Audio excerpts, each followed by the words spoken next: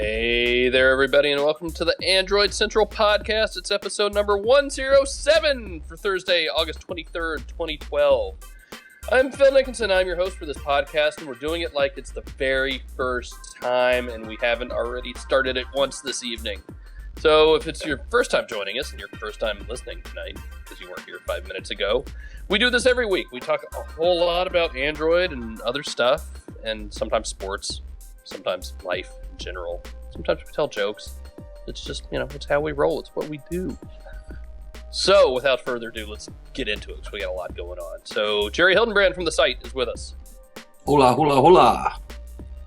And we got Corey Streeter from the Android Central Forums. Hey, everybody. And from Jolly Old England, Alex Dobie. Hey, everyone. Cheers, boys. Nice glass Cheers. of wine going. So, what's shaking? What do we want to talk about tonight? Anything going on? Everybody doing okay? Chat room, are you guys okay? So we have a live chat room every week, by the way. If you're listening to the recorded version of this, you should really be here live and in there with these crazy 400 people right now, because they're a little nuts. Hi, chat room. How's it going? I didn't give you the queen wave. I gave you the 5-year-old wave. I'll give you the queen wave. Yeah. Corey does a good queen wave. Yep. Queen of England. Alex does it too. They teach it in grammar school over there. Yeah, it's high treason if you do it and you're not the queen, though, so I can't. All right. So where do you guys want to start? There's a whole lot going on. Actually, here's where I want to start. I'm a little pissed off. I'm a little upset because Alex is going to be in Germany next week, in Berlin, and with Richard Devine covering the IFA conference. IFA, nobody really knows what it stands for. If you think we don't know what CTIA stands for, we have no idea what IFA is. It's not I think we should get Jerry to pronounce it. I have on our IFA page what it actually stands for, but I've forgotten it. So, Jerry, if you want to chime in, feel free. But basically, it's like a mini Mobile World Congress sort of deal. And this year, it's going to be Samsung and Sony mostly. So the big thing for Samsung is the Galaxy Note 2. We're also expecting updates for the Galaxy S3 that's going to get Jelly Bean. So we revealed that a few days back. So most of the stuff's going to be Samsung. We got some Sony phones in there as well. We've also got little bits and pieces from all the other manufacturers. So it's probably maybe the third biggest tech show of the year for us for Android. And it's going to be good. Looking forward to it. I haven't been. I'm a little mad because I want to go to Berlin. I want to go to Germany. Instead, I'm going to sit here. And maybe, actually, you might not even hear from me next week. I was going to talk about it later, but there's a hurricane coming into the Gulf of Mexico next week. And right now, it's coming straight for me. So, You just can't get a break this year. It's Struck by lightning. Yeah. I survived that. My hair's none the worse for wear. The hair looks good after the lightning strike. IFA traditionally, last year was a big deal because they had the Galaxy Note. The year before that... Actually, go on. The year before was the original one, wasn't it? The original Galaxy Tab. Yeah. The original. So, Samsung's already always done.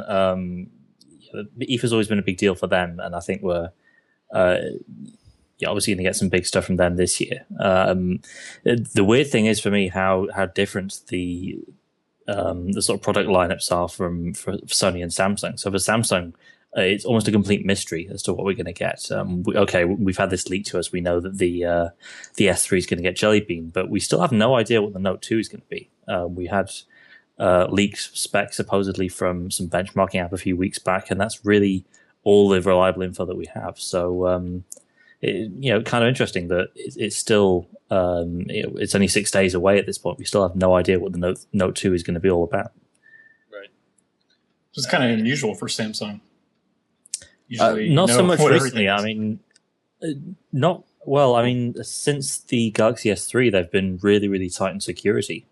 On the whole, to the point with the S3, we were pretty sure until about a month before the thing was announced that only Samsung higher-ups could actually use this in field tests.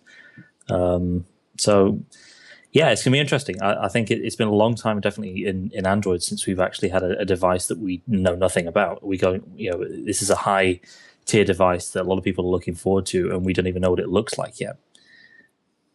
I'm okay with that. I would like to see more of that. I get that our job is to, spring leaks and all that stuff, but I like a good surprise, and I kind of like it for the companies when they're able to surprise people, the events, and And even if we get it, like we had a briefing on the Galaxy S3, a few hours early, and then Alex and I busted our asses to do like 20 posts by the time the event came around. But even that, like I like the big reveal, and so folks at home, for all you guys out there, oh yeah, we've seen it already, whatever. Like it's like Christmas for me, and that hasn't gotten old yet, and that's good, I think. No, and what Samsung, I mean, you can tell what Samsung wants to do, what they tried to do with the S3 and kind of succeeded in doing, and what they're going to try and do with the Note 2 is they want that big reveal moment. They want J.K. Shin to be on the stage. They want that sort of Steve Jobs-like feel where he pulls it out of his pocket and it's the first time you've ever seen it. That's what they're shooting for here. Right.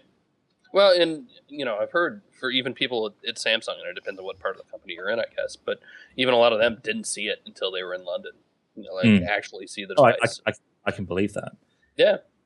Considering that, and Samsung's not the only company to do that, right? So, certainly.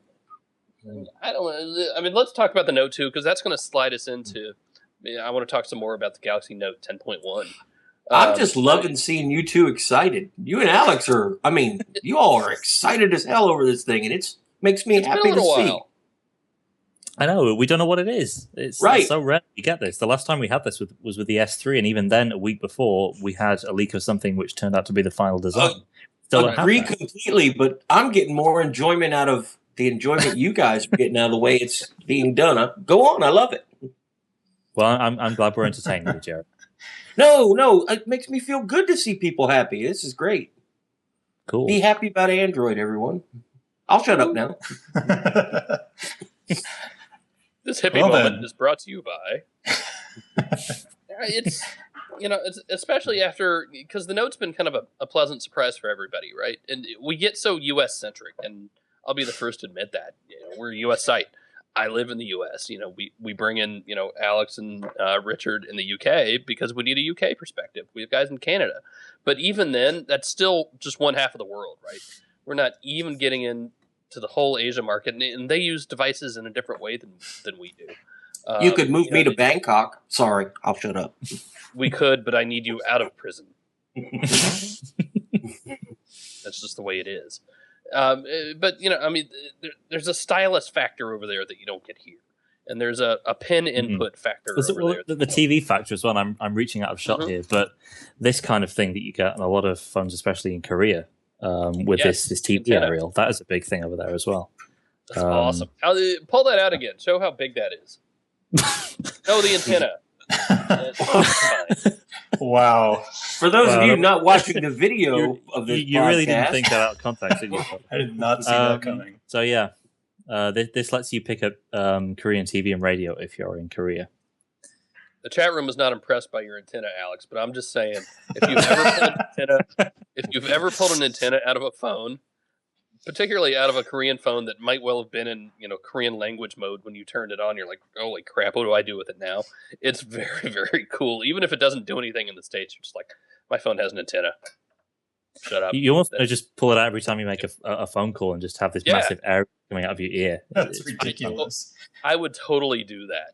I would be in an airport somewhere and whip out the antenna, stick it in my ear, and be like, yes, sir. Yes, sir. Yes, Mr. President. Put it down. You know what I saw? I was coming back. I don't know where I was coming back from. It was in the Atlanta airport. And, they have those, it's not a Bluetooth, but you plug it in, just, headset. And it looks like a normal phone receiver, like old school, cheap ass office phone receiver. Some guy pulls that out of his bag, plugs it into his iPhone, and he's using that in the airport. It was the most ridiculous thing I've ever seen. I saw a CB radio one the other day. I might get that. Ooh. That's kind of awesome. Break 19. Put that in my truck. Got a rooted phone on my side. I can't do Smokey and the Bandit. Sorry. It wasn't that long ago we had phones with antennas like that. I know. Anyway, back to the Galaxy Note. So the Note 2 is going to be a big deal, literally, figuratively. Transition to the 10.1 for a minute, because I think we'd put up our review this week, and a lot of other people did too. Going back, I was at the event last week in New York, and it's not an overly impressive tablet. I haven't been impressed with Android 10-inch tablets, since they came out and we had the original gee wow factor. But since then, it's kind of like, all right, now what? Um, there was a lot of negativity with the 10-1. And I don't necessarily disagree with a lot of the conclusions. I mean, it feels plasticky as a Samsung tablet. It's a little, the resolution is not great. In fact, the resolution bugged the hell out of me, especially as you would see icons just kind of drift by on the screen and just a lot of pixelization. But I think maybe not quite as much us, and we took our kind of usual middle of the road approach. There's some good, there's some bad, and that's kind of the way I like reviewing things, right? There's good and bad in all of them. But I think a lot of people kind of reviewed them the wrong way, maybe, and looked at them from the wrong approach. This is not an Asus Infinity competitor, right? It's not going up against the Infinity. Or at least that's not how it's designed to go up. This is designed to be a tablet that you draw on. It's designed to be a pen input, Wacom or Wacom. I don't know how you say it. I hear it both ways still. It's not just, hey, we have this pen. Do I have the Bluetooth one? Where I put it? Yes. It's not, just this pen input device where you're writing on the tablet and you're done, right? It's about the software that does it. It's about the pen itself, and it's about the interaction between the pen and the tablet.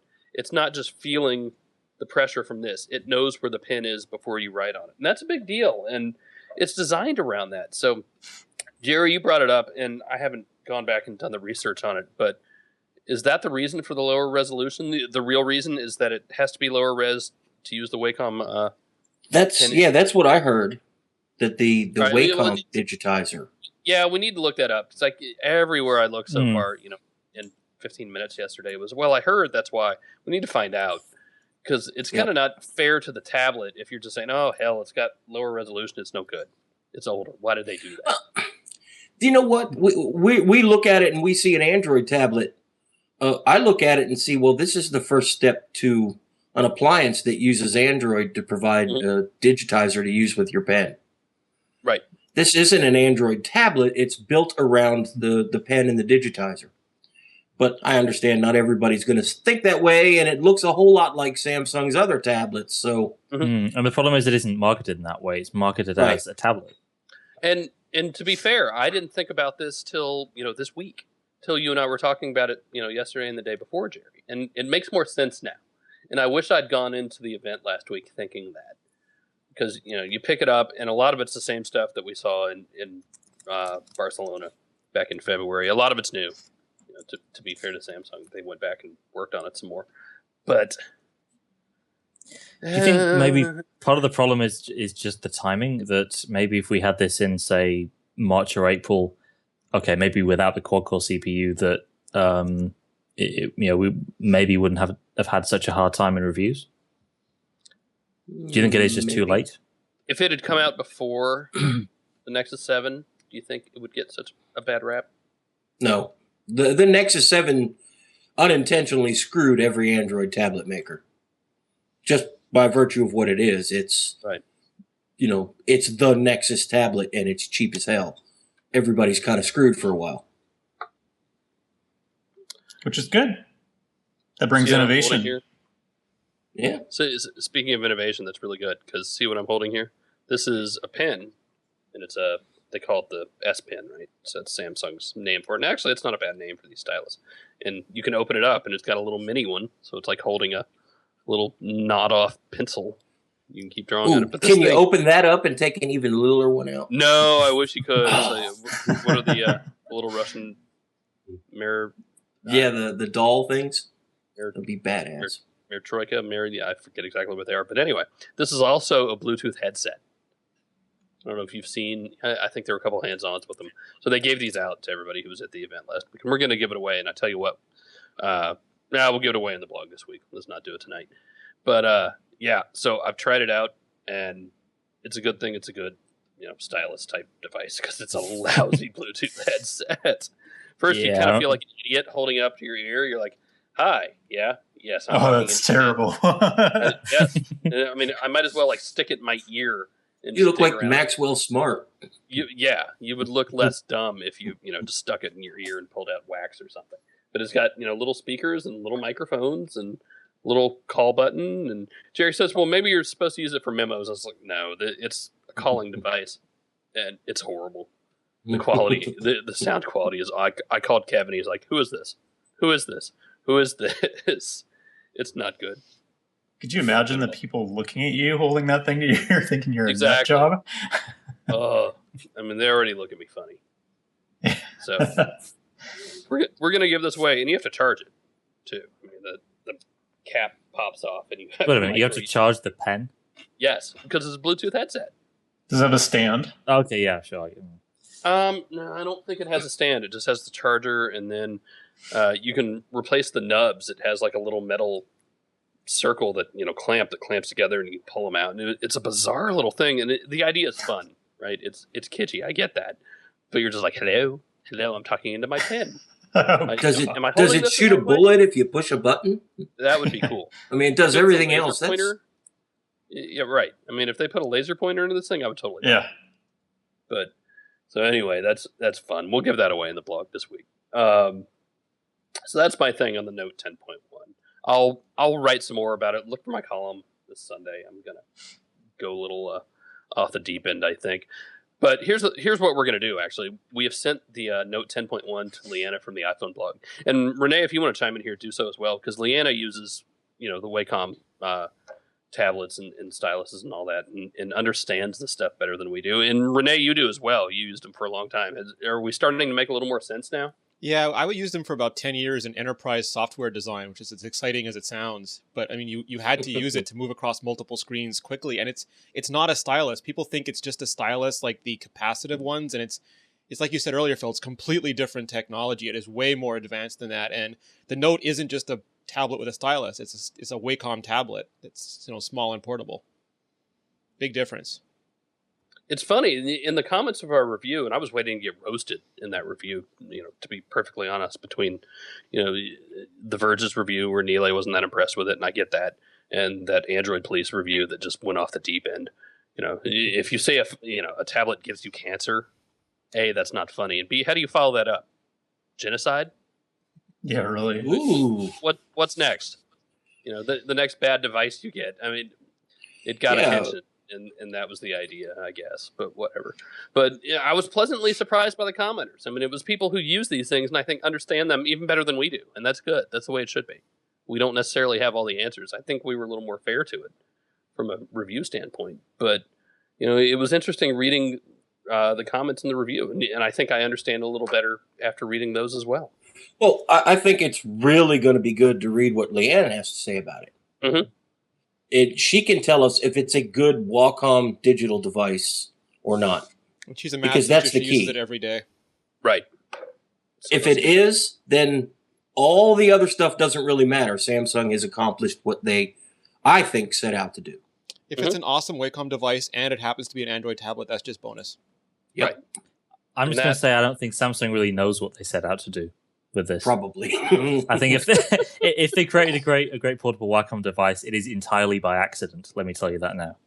That's true of the iPad too. Apple had no idea what to do with the iPad. Yeah.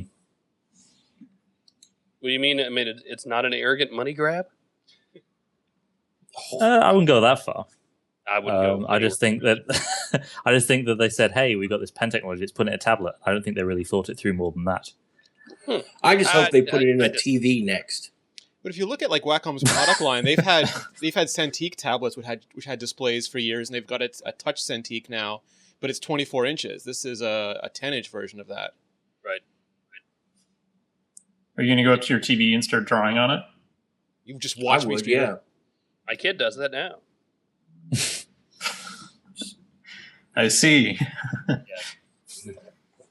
So that's All right. more on the Note 10.1 and IFA. So Alex and Richard will be there next week. Look for everything live. Look for it early in the morning, I guess, too. Actually, probably about a lot lunchtime. of it's in the afternoon, isn't it? Yeah, actually, a lot of it's evening German time, so it's going to be probably Nobody in Berlin gets up late early. morning Pacific time, early afternoon Eastern time. Just when you go by the Kit Kat Club, tell them that Jerry says hello. Stop it. I will do. Google Play gift cards are finally officially official, sort of. Has anybody gotten one? I was really waiting for the chat room tonight because that's when we get a lot of people in one place together. Has anybody actually been able to find one yet? I know where they're at, but I can't buy one. They're not allowed to be sold yet. So, what was it, the 26th, 27th? 26th, I think? I don't know. But there's a big stack of them at Target right down the street from my house, and they'll even let you order it online, but they won't sell you any. Oh, see, I couldn't order it. Gee, I wonder why. It just said in store. Well, I mean, they have their sell date, and that's fine, I guess. But it's like, I want one. And specifically, I want to give some away, and I want to give some away in the podcast. And maybe we will tonight, and you'll just have to wait till they're available. But I wanted one because you told me earlier that day you couldn't get one. I wanted to bring one home and say, I got one. Here's what I want to do. I'll spoil it to everybody listening to the podcast. I want to do the world's most epic unboxing of a gift card. Ooh. Think about how cool this would be. You're going to have strippers in the background or something. Well, I mean, we should have those anyway, but it's, the quality of the cardboard. Look at the printing, and you can go into turning and letting all day long. And yes, it will be, the Rite of the Valkyries is what we'll do in the back. Thank God these are finally here. I mean, I can't tell you how many times I've wanted to buy somebody one of these things. Yeah. Ooh, Alex is blabbing around in the chat room and not paying attention about new Nexi. And I've been giving Alex a hard time about you noticed that. I thought I could get away with that. Nope. I've been giving Alex a hard time all week because he's been getting excited about this stuff, and I keep shooting him down. So, Alex... I just want my Xperia Nexus. I don't care how it comes. I just want that fun. Yes. A Sony Nexus. And I'm not alone. Jerry wants the Xperia Nexus Damn too. right. I want one, and I want it right away, and I don't want to have to go to Berlin to get it. All right, so Alex, back up and walk us through the different rumors. Are we talking devices? We had a couple of rumors this week. The first one came from Sam Mobile, which has a fairly good reputation for leaking Samsung stuff. It was the GTI 9260, which, if you don't know your model numbers, is 10 up from the Galaxy Nexus, which is 9250. So the rumor here was that this is a kind of a hardware refreshed Galaxy Nexus for 2012, that you had similar specs, a better camera, a slightly clocked up CPU. So not a generation ahead of the G-Nex, but slightly upgraded of what we had before. The big thing as well was that apparently this thing has an SD card and is listed on some secret spreadsheet somewhere alongside the word Nexus.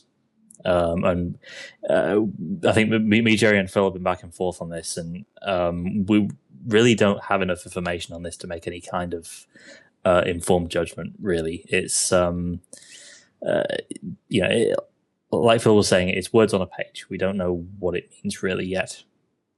I'm inclined to just think that it's probably not too reliable at this point. Maybe someone's just having fun with us. Maybe the big thing is saying SD card in the same sentence as Nexus. But all common sense right now says no, ain't gonna happen. The alternative, though, which is something Jerry went over, and a good point he was making, that every Nexus has been about introducing software stuff to cope with some sort of new hardware that you would need, and SD cards aren't going away. Especially in the mid to low end, you'll have a small amount of internal storage backed up by removable storage. I'm all pretty sure that's not going to change anytime soon.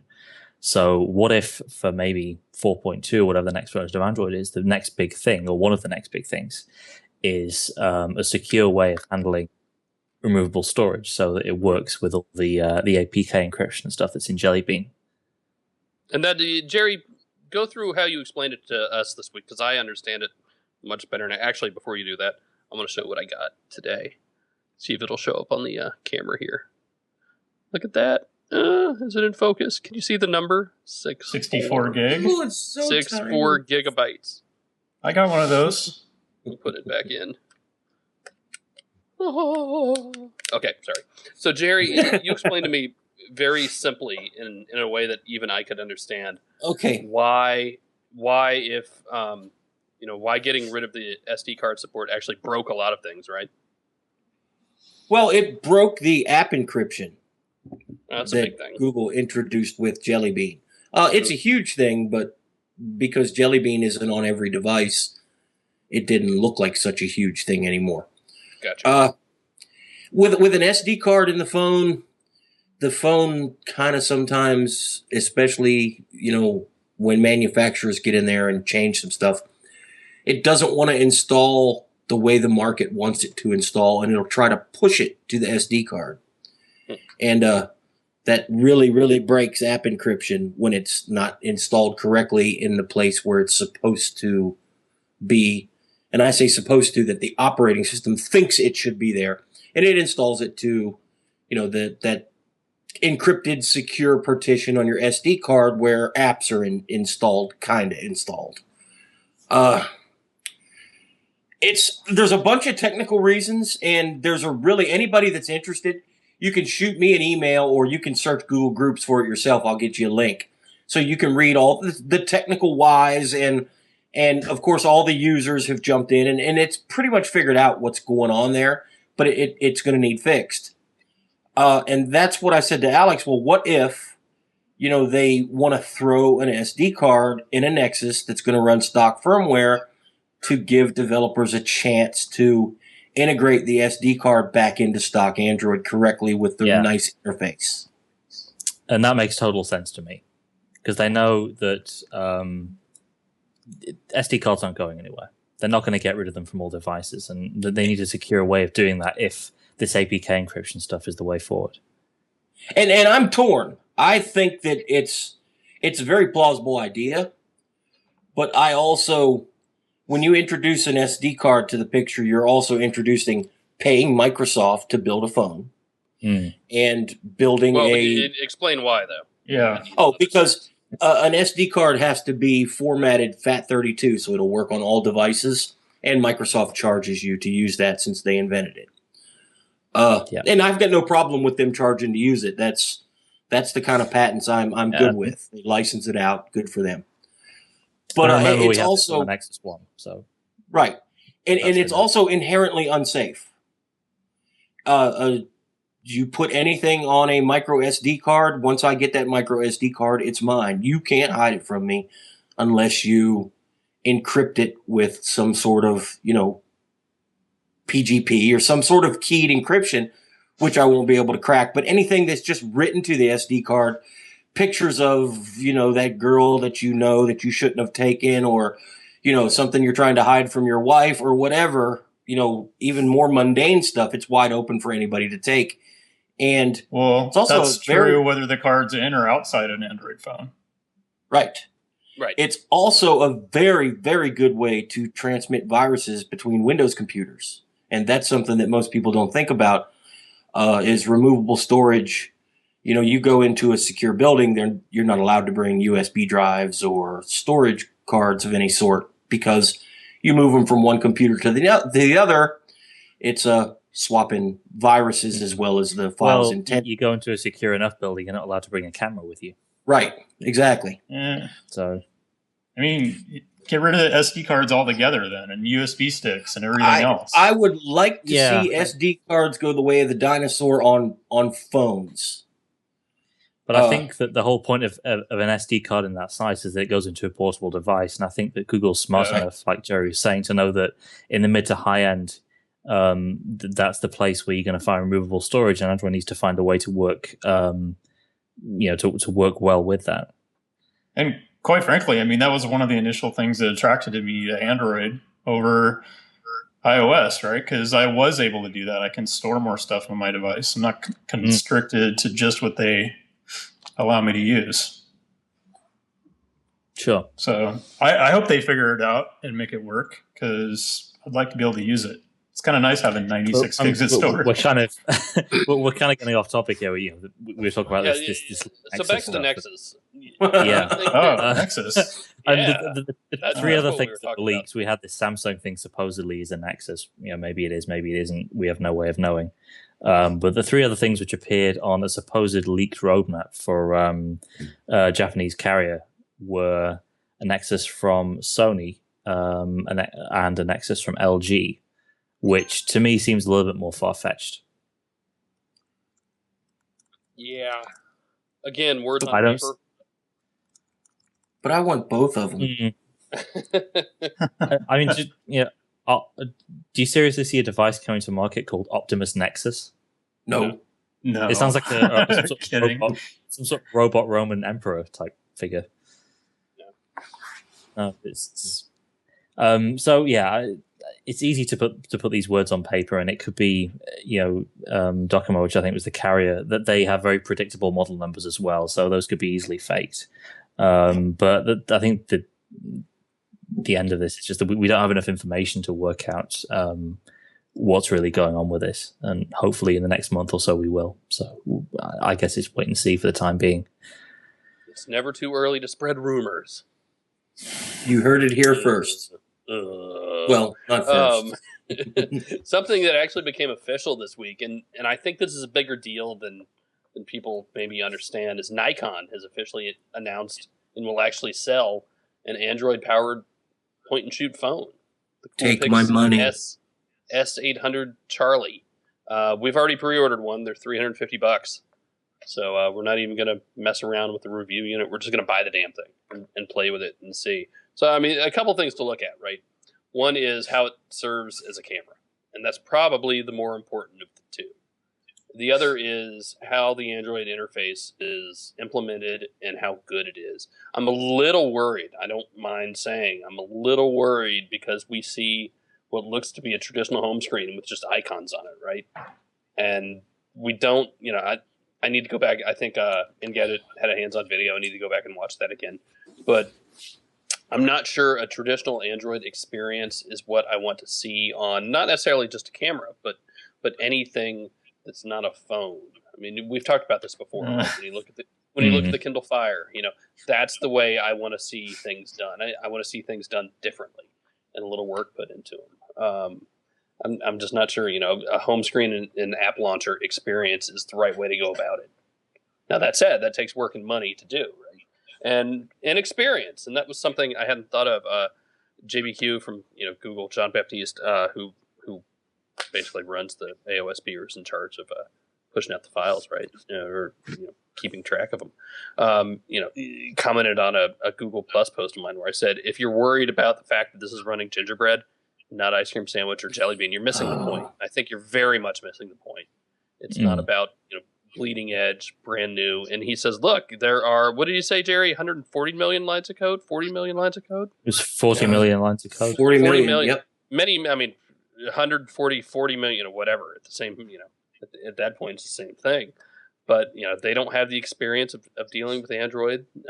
So, they can't bust out ICS in 9 months. It's 11 gigabytes of text files. Right. So there you go. It's bizarre.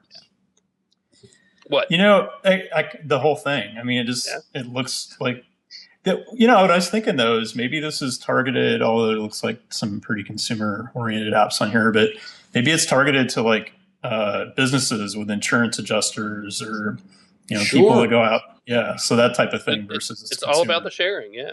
It's about the Wi-Fi and the apps, and I can't wait to try it. I really, really can. Oh no! You know what?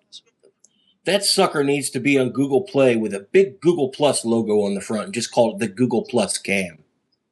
I mean, my kids. They don't need a smartphone for anything more than playing on Facebook. Yes, they're stuck on Facebook, but if they had a camera that integrated right into Facebook, they would be set. Well, Google can do that. Let's do it. Could you imagine having that thing in your pocket and the lens all of a sudden accidentally zooming out? Well, I mean, it looks very similar to all the other Nikon Coolpix cameras that people carry around in their pocket every day.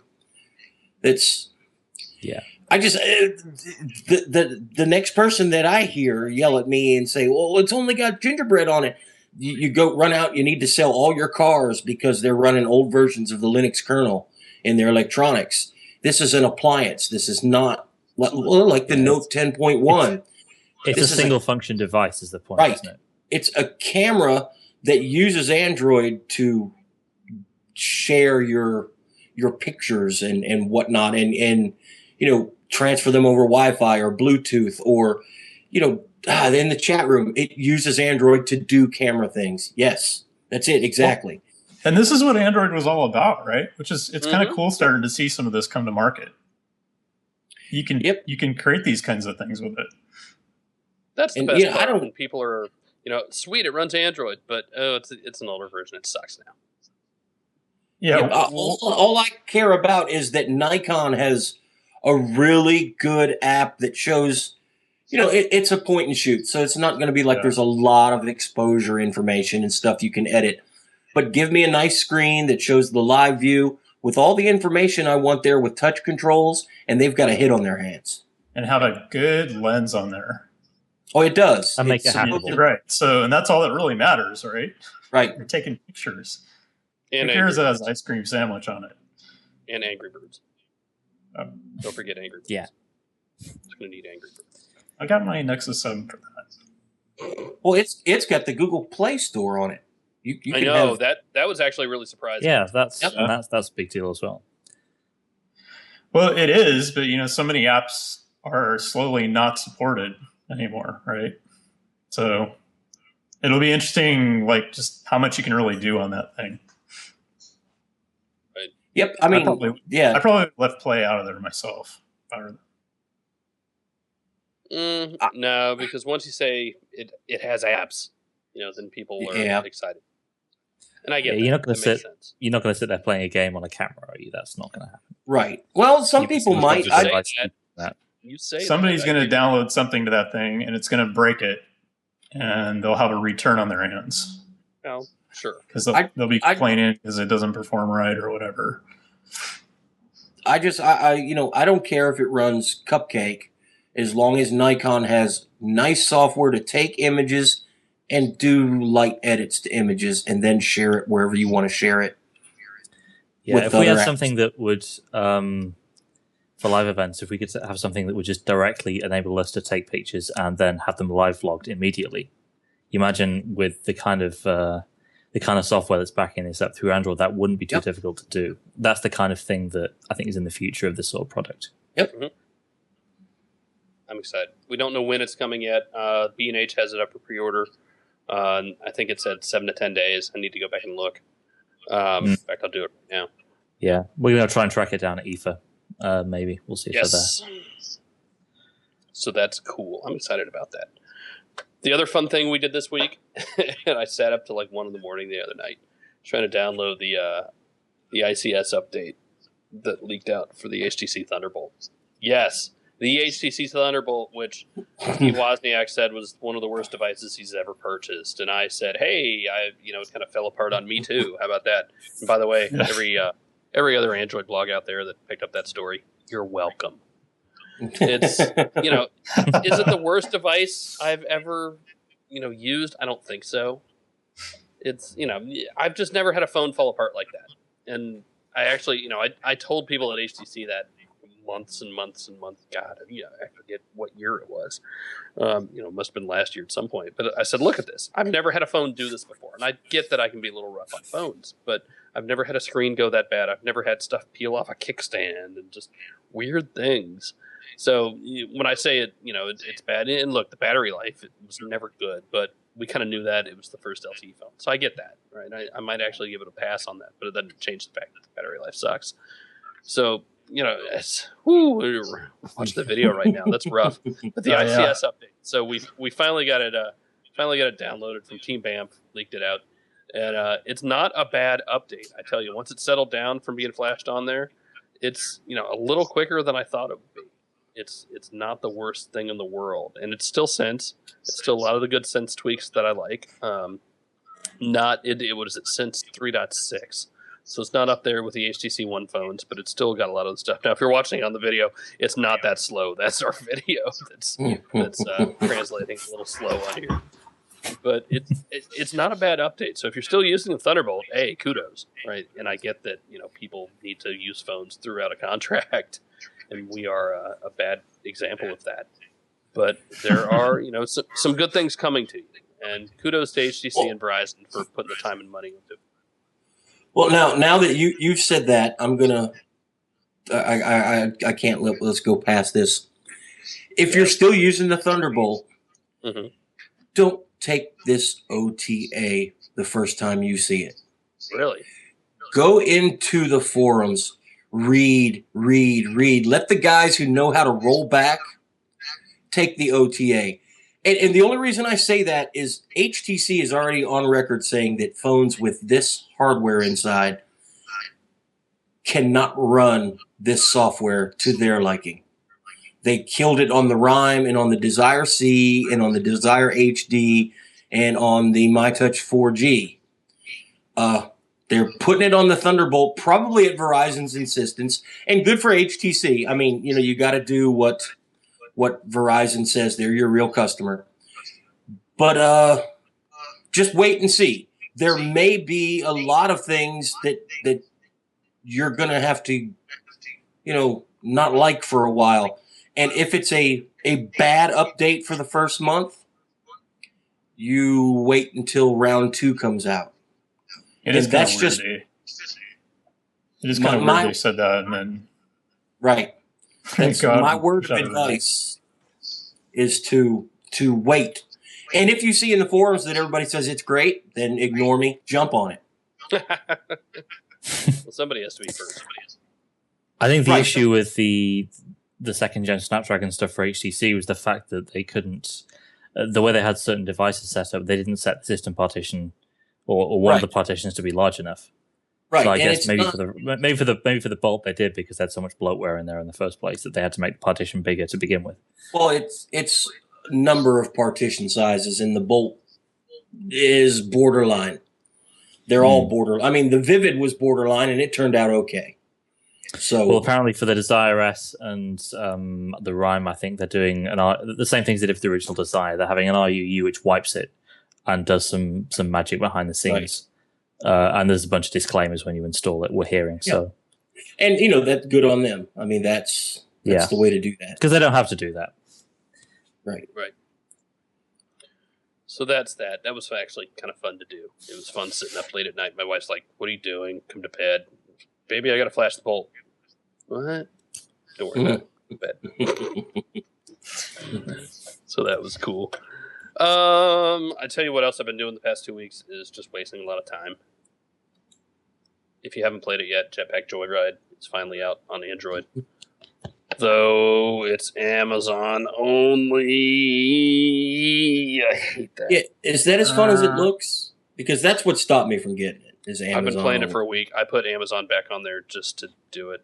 Halfbrick must have a good, Halfbrick, Fruit Ninja, right? It's the same company that did Fruit Ninja. So they got a good thing going. It's a good game. I didn't think I'd like it as much, but I haven't played Ski Safari in a week. Ooh. So. Ooh. Amazon, I'll be back. Yeah. It's, you've got a jetpack, you collect coins, you do stuff. They do a really, I've always underestimated how well these games are designed to keep you playing them.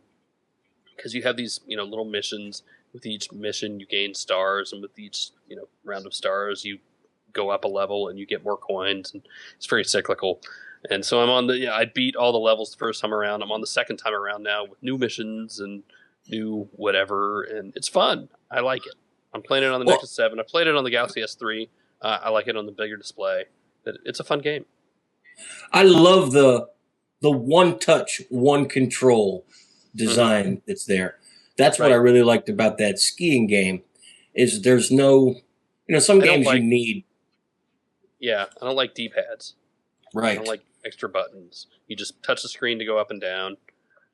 Ski Safari is the same way, and there are a lot of apps. A lot of just bad, helicopter in a cave type games that are. I hate to say lazy about it, but it's like, all right, somebody learned how to code that one thing, and they put some crap around it and slapped it in the store. I mean, these are the ones that are done well. I like it. It's fun. I'll have to get it. Yeah, it's worth putting Amazon on just for that. I'd do it. So that's that. Anything else anybody wants to talk about before we go do voicemails and emails real quick? Anything? I just want to say... So what does everyone think? Go on, Corey. I'm running Jelly Bean on my Galaxy S3. I'm very happy with it. Yes. What are you running? That's... CM10. Yeah, it's from August 18th. It was I think one of their first ones. And I've had no problems with it, so I haven't been bothered. I've been going nightlies, man. Have you? Doesn't it look nice? What color did you get, by the way? It looks. I got the white one. Yeah. The blue one. I went with the blue. Everybody has their preference, but it's so fast. I'm just like really happy that it's on here because it's one thing I missed about my Galaxy Nexus. It's really good, and I know I've complained about the home button, and I'm not a fan of the home button. But with CM10, I'm able to do things with it that I'll show you how I've got it set up here. So you've got the home button, you got the menu button. So by default, if you hold down the home button, it would bring up your recent apps list, right? So now I've got it set up. If I hold down the menu button to bring up recent apps, I just rebooted, so I don't have any in there. And if I hold down the home button, it'll. I haven't played with that yet. That brings up Google Now. Yeah. That's a little more useful for me. There you go. So I'm enjoying this phone a lot more with CM10 on it. And it's been a long time since I used CyanogenMod, right? I've been running everything stock for a while. And I'm really enjoying some of the tweaks they've got in here now. And I popped that 64 gigabyte SD card in there. And 92 gigs, baby. Whole bunch of local music now. So it's nice. Amazing. We've gone from this phone will never be rooted. The phone will never have its bootloader unlocked. It'll never see Jelly Bean. And I only saw the Verizon scary. You have unsupported software on this phone. Take it to a store. Screen 3 times as I was flashing. First time you gotta unlock your bootloader first. Yeah, no, and I think the first thing I was using wasn't quite working or something. I don't know. So so I've got the unofficial, not unofficial, it was an engineering bootloader or whatever it was, the one that leaked out. So I tried the unlocking tool and it didn't work for me for whatever reason. So anyway, that message it's working is now. Scary. Man, it's like the FBI is on their way to your house. I know, it was awesome. I'm so mad I didn't take a picture of it because it's a real scary looking thing, and I just flashed it back to stock with Odin, and it's fine. And I did that like 3 times. So no, if you're worried about running CM on this, don't be. It's pretty sweet. Imagine how much better it would run if you had done the right thing and bought the unlocked version and supported Verizon and Samsung in their endeavor. I know, and if they were selling it, Jerry, I would have. And if I could I'm waited, so disappointed because we have a bunch of accessory reviews to do. I would have. It's never. I tell you happened. what, I'll flash it back to stock later and use it again just for you. It really doesn't get any better than this. I'm telling you right now. It's as fast, if not faster than. Corey's looking at his phone. He's like, "Oh man, it doesn't get any better." Wait, you mean putting CM10 on it made the menu button go away? No, okay, hater. I won't buy a phone with a menu button. Not gonna. Well, you're using one. You're using this phone. Don't try to. No, I'm not using that phone. That phone, that's gone. Long gone. Got rid of that. I'm using this phone with no menu button. I tell you, I was thinking about it yesterday. Like, I've got 3 phones now that I can pick up at any given time, walk out of the house with, and what the hell is that, Jerry? It's a BlackBerry. It's a BlackBerry that I had laying over here. I was actually using it to hold my monitor up. It's an old one that doesn't work. No, I've got a GS3, I've got a Galaxy Nexus, and I've got an HTC One X, and I can walk out of the house with any one of those and be perfectly happy. And I walk more confidently. I walk straighter. My back doesn't arch nearly as much. My legs don't creak. I have attractive women and cute little puppy dogs following me. It feels good. It's a good time. Welcome to my world, Phil. All right, let's do some emails and voicemails, and then we'll get the hell out of here. We only got one voicemail, and it's from our old pal Mel, so let's do that one. Hey guys, it's Mel from the Midwest. Well, I'm alerting you about an Android tablet that I've never heard anybody mention. I just got a marketing email from Fujitsu for the Stylistic M532 tablet. It's a Android 4.0 NVIDIA Tegra 3 T30S quad-core ARM Cortex A9 processor tablet. I think it's 10-inch, and it's interesting. The the funny part is I've been using Fujitsu Windows tablets for 7 or 8 years, and they're really high quality and they work well. And apparently they're marketing an Android tablet. It's built off to a military standard 81G. There's no keyboard. You can buy a docking station, etc. Keep up the good work, guys. Have a great day, and can't wait for the next podcast. And this is Mel from the Midwest. Yeah, I think we need to check that one out. I'm trying to remember if there were some Fujitsu ones I saw at some point last year. And some of it, and they were just meh. Didn't they have a phone at MWC? Or am I thinking of someone else? They had it, yeah. Yes, they had a phone. Did they have the I think they had a Tegra 3 as a subscription. Yeah, no, they had the Tegra 3 with LTE phone. Is what I saw. It's a prototype. But yeah, no, I'm pretty sure I saw some tablets last year, but they weren't anything special. But it sounds like Mel found that new one, that good one. So we're gonna have to check that out. So thank you, Mel, for reminding us. All right, some emails, I guess. Zeb writes, I love my Nexus Q as it is, but I was wondering if it has been discontinued by Google or will it return? Will it get software updates or is the Nexus Q already a thing of the past? Corey? It's still on their website. Corey, are you using your Nexus Q? A little bit. A little bit? Actually, everybody here, these 4 faces you see on this podcast, everybody here has a Nexus Q. Yeah. Oh, Alex, really? Well, yeah. That's about all I have to say about the Nexus Q. Oh, and you know what? If I lived in England, I'd hate the goddamn thing too. Google Music, that's only thing that I found that the Q is good for, and it's better at it than any other thing you can imagine. But $300 for it, really? Yes. Oh. I unplugged it. And the blinking was driving me nuts. Oh, the blinking's awesome. That's the best part. I don't even need it to do anything. I just plug it in. No, I think they made the right decision taking back the drawing board, and I think whatever software they have on there is they're going to need to have it. Okay, I mean, it's running Android, right? They need to have it running a version of Android that is more useful, because right now, why is it running Android? For it to perform this very basic functionality, there is no need for it to do that. So, it's an appliance. It's running Android just to play music and videos. Right. I have no problem with that. Maybe.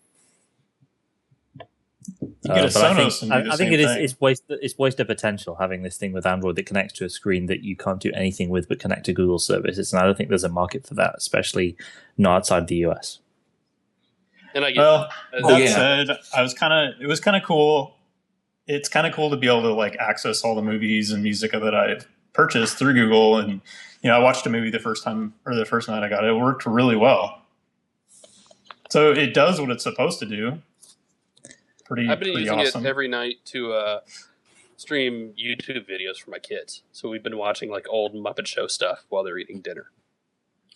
Now YouTube, I think, Google is more TV, just sure, but Google TV to me just felt like more overhead. Like in my brain, I have to go find an app on the thing. I have to have this, either big ass keyboard or this janky, app on the phone that wasn't very good. The little remote app. The interface just between the phone and the Q is just so much better for me. All right, so back to the question. Do we think it's dead? Do we think it's coming back? We've talked about this before, but it's been a few weeks. I think it's going to come back. I think they've got... Yeah. I like that appliance side of things. It's less scary. Now, I mean, when it's not a big ball, it's less scary. It doesn't look like this weird Google nerd appliance, and that's what Google TV looks like. Right, it's less scary, or maybe it will be at some point. So what's the answer to the question? It's not dead, but it needs to be more useful, I think. It'll be back. Yeah, it's still on their website. Right. Coming soon. Yeah. You can sign up. Yeah. 77,000 people plus wanted it. So somebody wants it. I'm glad I have one. All right, who wants the next email? Doug writes, "Why is Google Voice to Speech to text so inaccurate to the point where it's even comical. I found plenty of articles and blog posts acknowledging that it's bad, but none of them seem to answer this question. Since this is a Google product, why can't they even get voice-to-text engine that Android has for transcribing voice activity controls like Google searches, driving instructions, composing text, etc., which are all far more accurate? So he's asking about the voicemail transcription. Yeah, looks like Laughable at best. Yeah. Yeah. And that's a good question. So if I can talk into my phone and it understands what I say and can go search it, God knows where, and even translate it, in 1 or 2 seconds. Breaks. You talk into your phone and it records it at 41,000 kilohertz DVD quality for that. Mm-hmm. Whereas on the phone, it's way less than that. 2400 baud single band audio. If you're walking down the street, a bunch of interference in the background as well. Right. Background noise, and I'm sure that has a big part in it somehow. I'm going to leave a message using a Bluetooth pen. Yeah. It's going to write back. It's like, dude, just don't. Phil's going to call us. The next logical question is, why can't Google make it so if you're calling from an Android phone, you're transmitting better audio quality, or an iPhone, or a BlackBerry, or a Windows phone? Any smartphone should be perfectly capable of transmitting higher quality audio across the telephone data. I'll use data in quotes. I mean, I don't use Google Voice. I can't use Google Voice. Does Google Voice use data to transmit voice? No. Or does it use... no, it uses... That's why I said data in quotes, air quotes. Right. It's calls, but it's still transmitting data. Right, okay. So that kind of makes sense. It's not as Google either. I mean... No. None of the services I've tried are any good at that. But Google, I'm going to have to agree. It's funnier when the way Google does it, because they never get any of it right. I don't know why, but even you can enable personalization, and it's supposed to get a little bit better and all this stuff. But I still get voicemails that I think are hilarious because I know what they're supposed to say. Like the one you sent me at 1 a.m, pretending to be my housekeeper. Hey, that one didn't turn out so well. You can cut that one out, Renee. All right, next one. I got it. Oh. All right. Johnny writes, just wondering if you guys run any type of malware scanner or antivirus software on your Android phones. If so, what is your pick? I do, but I do for a particular reason. I'm the guy that trolls all these Chinese language websites and downloads APKs to randomly look at what's going on out there. A good portion of those APKs come back through Lookout as full of malware. I do it on a phone that I don't have an active SIM card in. And if Lookout tells me that it's bad, sometimes I open the APK up and look at it. Sometimes I don't, but it's a quick way to just know if I need to go any further. If you can use common sense, only download applications from the market. Pay attention to the permissions that it asks you when you install it. You don't need a malware scanner or antivirus software on your phone. That's your call. Yep. If you're worried about I agree. I mean, is there any reason why you shouldn't? No, it won't hurt anything. I mean, unless you're still rocking the old HTC Hero or something that is pushed on resources anyway, you're not going to notice that AVG or Lookout or any of them are running in the background. I mean, they're very light. Cool. All right, finally we have Jack, who writes, I want to start using Google Voice as my main phone number since I'm grandfathered into Verizon's unlimited data. However, a lot of people I regularly text and call still have feature phones. Will they be charged data if they text or call me? Or does Voice cross over to the cell network if needed? No, they won't be charged anything. For them, it's the exact same way as if they were texting anybody else with any other phone. The only thing it uses data for Yeah, and I think I've got this right. Is it needs it to initially connect, almost like it has to use data to find out where it is and initiate the call, and then it uses data over or for the what do you do when you type for texting, right? So that doesn't go over the cell network like it would on a feature phone or just traditional texting. And that's on the Android phone with it installed. On the other side, it's pure voice and text. Yeah, that's why you don't need data on a landline if you call a landline from Google Voice. Right. You don't need what? Well, if you call a landline, the landline obviously doesn't have data, does it? I just wanted to accept the call. If I called, Jerry's Google Voice number from my landline, and yes, I have a landline, believe it or not. My phone treats it just like any other phone because it is. It still goes through the same switches that any other phone call does. You're calling some secret installation in the desert at Google, and they are transferring it to the Android client on your phone. Right, and then listening to it and making fun of it. No, they're not. And making fun of it, yeah, and badly transcribing it. And tailoring ads to your preferences. Yes, or maybe not. So that's it, I think.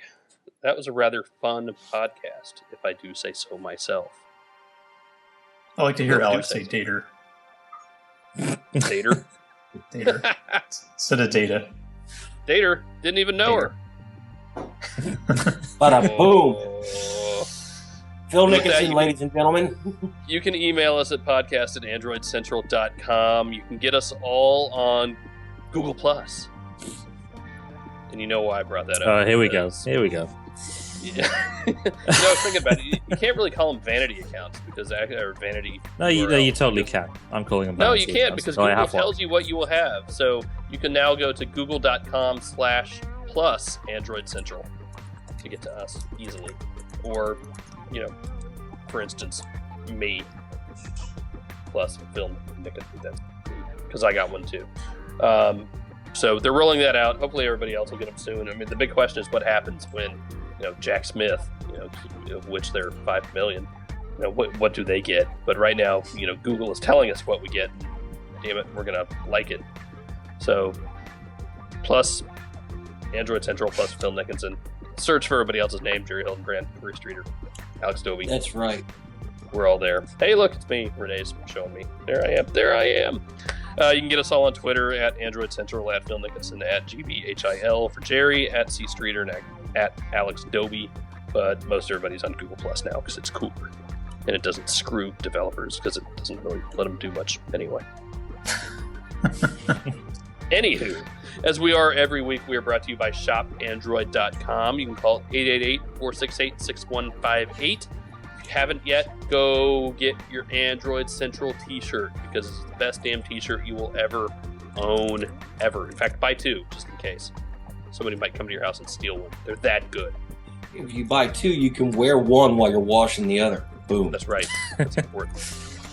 And if you want to leave us a voicemail like Mel did, you can call that same number, 888-468-6158, extension 222. Jerry, Alex, Phil, Corey. Phil. Hey. It's been fun. It's been a good podcast. I'm glad we did it at night. Somebody in the chat room mentioned you guys are better at night, and I agree. We are, but thanks for putting up with us when we change it up a little bit. Are we going to have crazy times next week? Because you might be doing something from Berlin. I don't know what's going on next week because I might not have power. Yes, you have a tropical storm headed your way. So, yeah. And I'll be in Berlin. So keep an eye out on the sites. Keep an eye out on me. And we'll let y'all know what's going on with the podcast next week. Hopefully we'll do something live from Berlin. Yeah, I like to do that. Depends on data, though, so we'll see. Right. Worst comes to worst, you guys can do it without me. We'll see. We'll figure it out. Yeah, we might do. We might just record something. Sure. We'll see. Yeah. Yep.